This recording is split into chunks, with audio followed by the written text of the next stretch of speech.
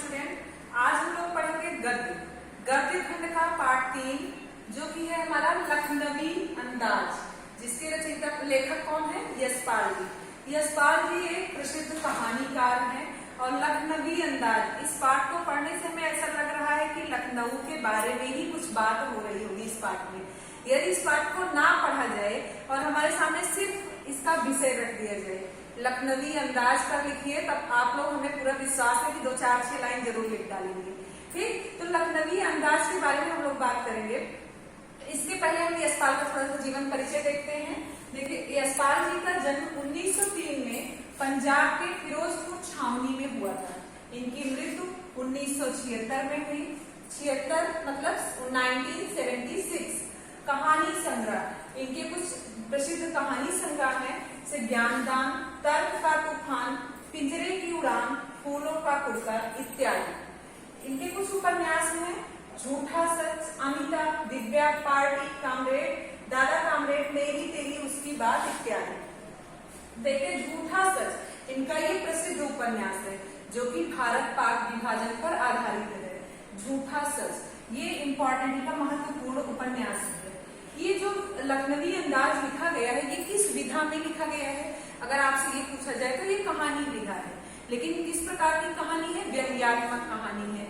इस पाठ को, ये पाठ पतनशील सामंती वर्ग पर आधारित है। जब हमारा देश स्वतंत्र हुआ, स्वतंत्र तो हो गया, लेकिन अंग्रेजों की आदत पड़ी थी भारतवासियों को हमेशा ही परेशान करने के लिए। तो वे अपना, हम लोग स्वतंत्र हो गए, लेकिन फिर भी वे कुछ ना कुछ दिखावा करते रहते थे। इसी प्रकार बताया गया है इस पाठ में कि लखनवी अंदाज, लखनऊ जिसको कि नवाबों का शहर कहा जाता है, ठीक, तब वहां पर एक इस जो व्यंग्यात्मक कहानी है इसमें भी एक नवाब की बात हो रही है कि वे नवाब आते हैं और ट्रेन पर बैठते हैं। जब इस कहानी की शुरुआत होती है तब यहीं से होती है कि नवाब आ जाते हैं और ट्रेन चलने वाली होती है, उसमें आकर के बैठ जाते हैं। वे सेकेंड क्लास का टिकट लेते हैं जिसका कि दाम भी अधिक नहीं रहता। तो यहाँ पर लेखक भी आ जाता है, वो भी सेकेंड क्लास का ही टिकट लेता है। उन लेखक को लगता है कि हमें कहीं दूर तो जाना नहीं है, एकांत वाला हमको चाहिए, ऐसे डिब्बे में हम बैठे जहां पर कि बैठ करके हम कुछ कहानी लिखने के बारे में सोच सके और प्राकृतिक दृश्यों का भी आनंद उठा ले। तब ये लेखक वहां पर चढ़ते हैं और देखते हैं कि नवाब साहब वहां पहले से ही बैठे हुए हैं और इनकी इच्छा, इनके विचार के अनुरूप, जैसा कि इन्होंने सोचा था कि डिब्बा पूरा निर्जन होगा, निर्जन रखा था, वहां पर कोई नहीं होगा, लेकिन ऐसा नहीं था, वो खाली नहीं था, गाड़ी छूट रही थी। सेकेंड क्लास के डिब्बे पर ये बैठे थे। एक बर्थ पर लखनऊ के नवाबी नस्ल के एक सफेद पोष सज्जन बहुत सुविधा से पालकी मार के बैठे हुए थे। सामने 2 ताजे चिकने खीरे तौलिए पर रखे थे। नवाब साहब क्या कर रहे थे? सामने वाली बर्थ पर, लेखक के सामने वाली सीट पर बैठे हुए थे और 2 ताजे चिकने खीरे रख करके तौलिए पर आराम से बैठे हुए थे। डिब्बे में अचानक देखे कि लेखक पहुंच गए और इनके जाने से उनके चेहरे पर एक असंतोष का भाव दिखाई देने लगा। वो पहले, अभी तक तो सबसे बचने के लिए ही आराम से वहां बैठे हुए थे, लेकिन फिर भी उनके सामने आकर के कोई बैठ गया, इसलिए उनके चेहरे पर असंतोष का भाव आ गया। और वे खीरे जैसी अपदार्थ, अपदार्थ का अर्थ है सामान्य सी वस्तु का शौक करते देखे जाने में भी संकोच नहीं कर रहे थे।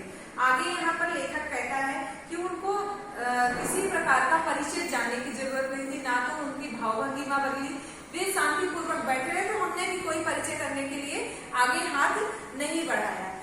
आगे देखा कि हम कंठियों से नवाब साहब की ओर देख रहे थे। लेखक बताते हैं आगे कि लेकिन हम उनको तिरछी नजर से देख रहे थे। नवाब साहब कुछ देर गाड़ी की खिड़की से बाहर देखकर स्थिति पर गौर करते रहे। वे कुछ देर बाहर देखते रहे और उसको ध्यानपूर्वक देख रहे थे। तब आगे नवाब साहब ने सहसा हमें संबोधन किया, आदाब अर्ज, अभिवादन किया। कुछ देर के बाद अचानक से नवाब साहब ने इन्हें आदाब अर्ज किया।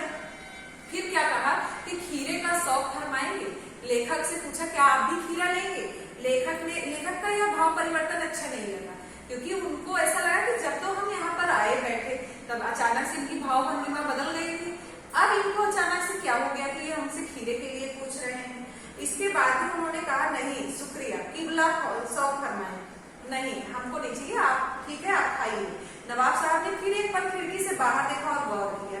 दृढ़ निश्चय किया, खीरों को नीचे तौलिए पर रखा, झाड़ा, उसके बाद नीचे से लोटे से पानी निकाला और लोटे में उन्होंने पानी रखा था और खिड़की के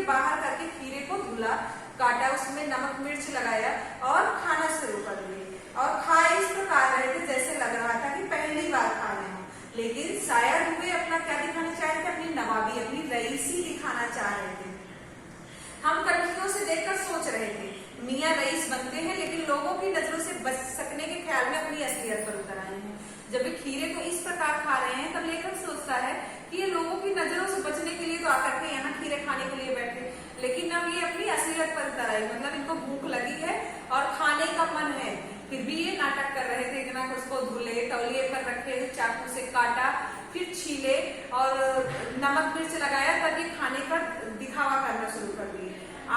फिर कहते हैं, लेखक कहते हैं उसको देख करके मेरा भी मन करने लगा खाने का, लेकिन आत्मसम्मान निभाना बहुत उचित उस समय मुझे लगा, क्योंकि एक बार उसने नहीं पूछा, बाद में उन्होंने पूछा, हमें लगा कि हमारा आत्मसम्मान चला जाएगा, इसलिए हमने शुक्रिया बोल दिया।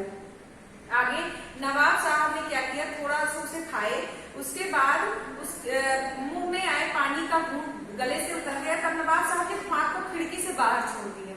वे दिखावा करने के लिए ही थोड़ा सा उसमें खाए, बाकी उसको खिड़की से बाहर फेंक दिया।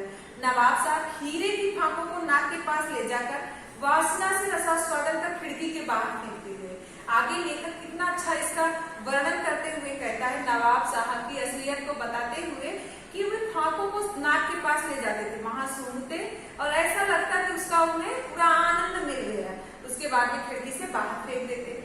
नवाब साहब ने खीरे की सब फांकों को खिड़की के बाहर फेंककर तौलिए से हाथ और मुंह पोंछ लिए और गर्व से गुलाबी आंखों से हमारी ओर देख लिया, मानो कह रहे हो कि ये है खानदानी रईसों का तरीका। आगे यहाँ पर लेखक बता रहे हैं कि वे इस प्रकार खाते रहे और झूठे ही, क्योंकि उन्होंने खीरा तो खाया नहीं पूरा और फेंकते रहे सिर्फ अपनी रईसी दिखाने के लिए, और ऊंची डकारे भी मारने लगे।